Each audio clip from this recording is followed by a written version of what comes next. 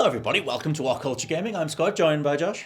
Hello, Scott. Josh, found word on the grapevine, which chances are, every time we do a video like this, when something is breaking, when something's literally fracturing at the seams, chances are that something else will happen during the recording of this video or during the process that gets it online. It always seems to happen to us. But it seems like Battlefield 2042 is either being pushed back to later this year or more likely 2022. Yes, everyone has kind of been losing their minds this morning because Jeff Grubb, and it's always Jeff Grubb. I love that he's just in here. The farmer, I forgot about that nickname you had from The farmer himself, the man with the leaks, Jeff Grubb. The man with the leaks, Jeff Grubb, essentially had everyone kind of like running around because he was talking about a big game getting delayed later this week. And it's not Dying Light 2, obviously that was delayed yesterday. And everyone's been kind of speculating as to what that is, but a few more things have kind of come to light by way of Seshpal Nick, who we have covered on this channel a few times now. Yes. The man on the sesh himself. I think it's Special Nick, actually. Sorry, I got that wrong. Who's kind of confirmed that it is Battlefield 2042 that he's heard is getting a delay. Now, this was initially picked up as meaning it was delayed until 2022. However, he has clarified that he didn't actually hear that. He heard there was going to be a delay, but it's unclear whether that's going to be like a month delay or whether it is going to get pushed back to the new year. So everyone's kind of been freaking out about that. Apparently, there was also a follow-up from Jeff Grubb on Discord where he confirmed that it was Battlefield, though that has been deleted. It might have been photoshopped. That kind of part of it is unclear at the moment. But this comes on top of a bunch of other kind of like weird things surrounding the game that indicate, at least to me and a few others, including Ewan, who is really looking forward to this as well, that the game might not be in the shape that we want it to be. So before I get into those, I guess we can talk about the delay. What do you think about that? It would be a bit sad in regards to, for me, you know, it's Battlefield 2042. It's their year to lose. Like, I mean, for me, the momentum of Call of Duty is just not there at all. Like, I mean, I've played the Vanguard beta, left no mark on me whatsoever. Champion Hill is a fine enough new mode, but I just feel like the general conversations around it aren't really there. I kind of feel like Halo is mostly there, but then the campaign is just kind of being shushed and moved away. And hey, don't worry, look at the shiny thing over here, look at the multiplayer. And I feel like Halo's on a bit of rocky footing, whereas 2042 seemed like the only one of these games of the three premier shooters that are coming out later this year that seemed to like know exactly what it was from the beginning and just go like, you know, the only qualm in 2042's case was the price, but at least they knew what they were going for. And I feel like it's their year to lose. And I was also looking forward to it being the first time since, I think it was like 2011 or something, that we had Battlefield, Call of Duty and Halo all competing at the same time. But there is just the harsh reality of the last couple of years that we've been through, and just wherever the game is. So if a delay is on the cards, then it just kind of has to happen. Yeah, totally. I mean, you know, it came out with that really great reveal trailer. Then we had a follow-up at the EA Play event where we got to see the brand new mode that's bringing across legacy maps, legacy weapons, legacy skins, all of that stuff into the Battlefield suite. But we've kind of like not heard much about the game since. We've had a few really short specialist trailers, but very little for a game that is supposed to be launching in just over a month's time, especially for a game as big as Battlefield. Like you said, this was supposed to be their year to come out swinging, their year to win people back around who might have fallen off a little bit with Battlefield 5, to prove that this was the Battlefield, the next-gen Battlefield that they needed to play. However, a few people, including a content creator called Lossy, who posted on Twitter pointing out that, you know, the marketing just hasn't been there. They wrote that, quote, "The last piece of hashtag Battlefield 2042 promotional material was released 32 days ago, which was the Exodus film. The full retail game is set to release in 31 days." This was posted a few days ago. I'm not someone who's looking for updates every 25 minutes, but people are starting to get concerned.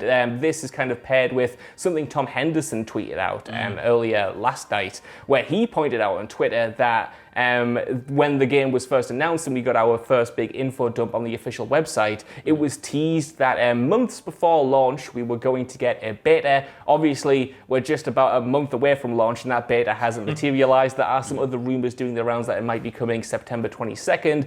But it just, all of these little details add towards a kind of showing that doesn't feel anywhere near as strong as it could be. And it's got, like I said, a lot of people kind of wondering, where's the beta? What's going on with that? If there is a delay, why haven't they been open with it? Why haven't we seen more gameplay? You know, why don't we know the exact comparison between what the game looks like on next-gen machines and what the game looks like on, last-gen consoles, PlayStation 4 and Xbox One. There's a lot of things up in the air. Yeah, I would have to imagine that it's one of those scenarios where the game is just being, punched and stapled together in the closing months of release. It's like a cyberpunk situation, and it's not until any investor, any shareholder, anyone at the top is going to try and get as close to the release date as possible before admitting they have to delay the game. And obviously on the coding side, and you always have these dev stories as well of everybody pulling together. Maybe they think they can do it. Maybe they're in the middle of some horrible crunch period right now, but they still think they can do it. So they're not going to announce, hey, by the way, we have to push it, because that would be a massive blow to their financials and everything else. So they're just in that weird miasma right now where it's just grey, and they don't know if they're going to be able to do it or not if all this stuff is true. But like you said, Tom Henderson did put out that list of beta dates, which I immediately saw some of the responses to, which is a very viable way to think that might be accompanying the delay itself, because they can just say, well, look, we're delaying the game, but we do have something for you right now. It's a public open beta. Go dive in, give us your feedback. They can try and roll through it that way, and they can still lean on viably, justifiably, the reality of the last year or so, and just go, we tried our best, but this is all we've got.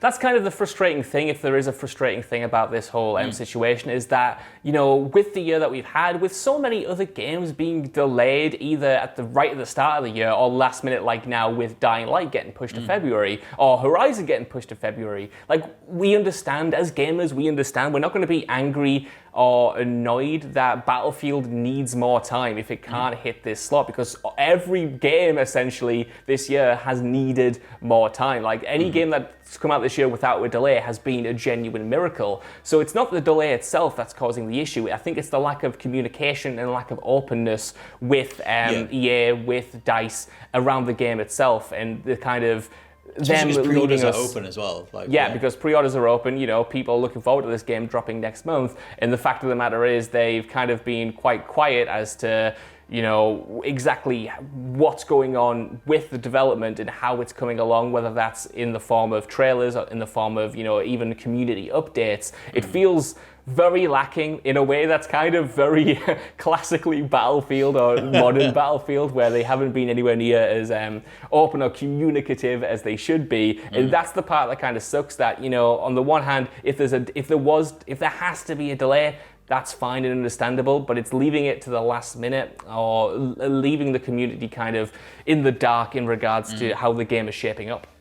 Well, because it's in like a weird spot anyway. Like I said, you have that whole marketing reality of, all the momentum is behind Battlefield right now. It feels like, especially in regards to versus Call of Duty, nearly every top comment that I've seen on a Call of Duty gameplay video has just been like, well, guess I'm playing Battlefield this year. Like, it was always that, back and forth between the two anyway.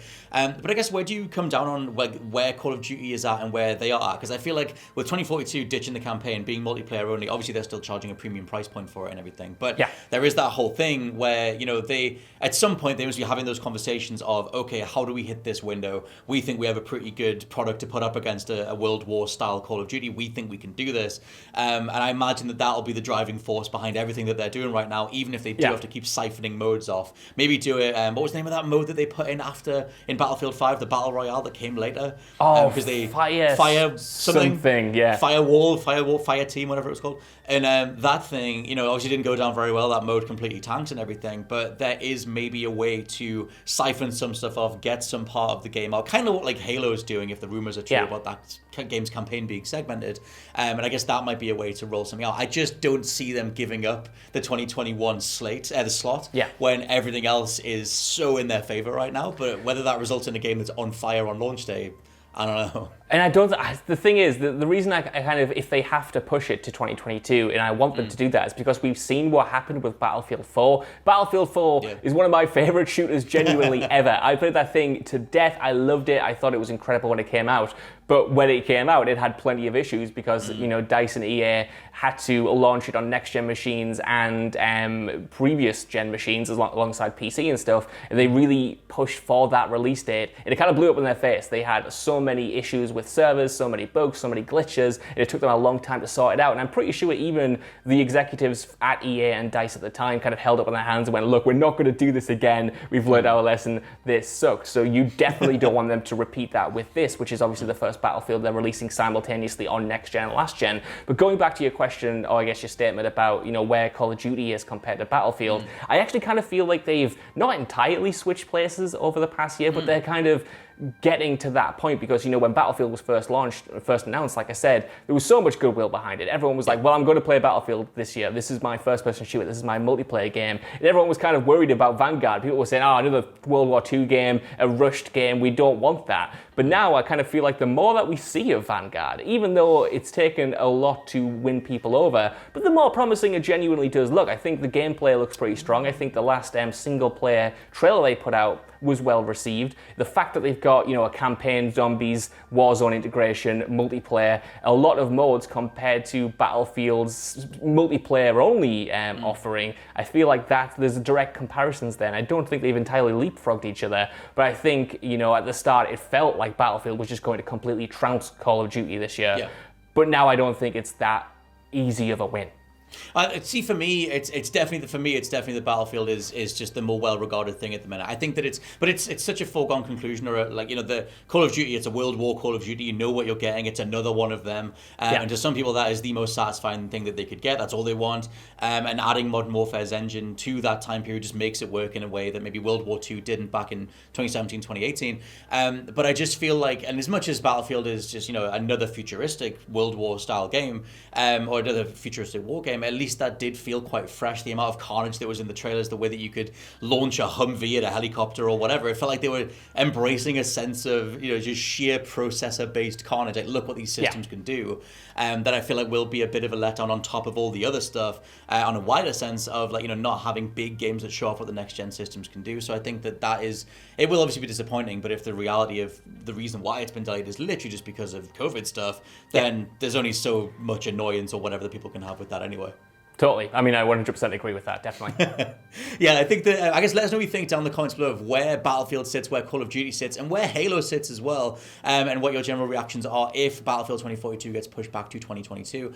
For now, I've been Scott from WhatCulture.com. I've been Josh from WhatCulture.com. And we'll catch you next time. Bye.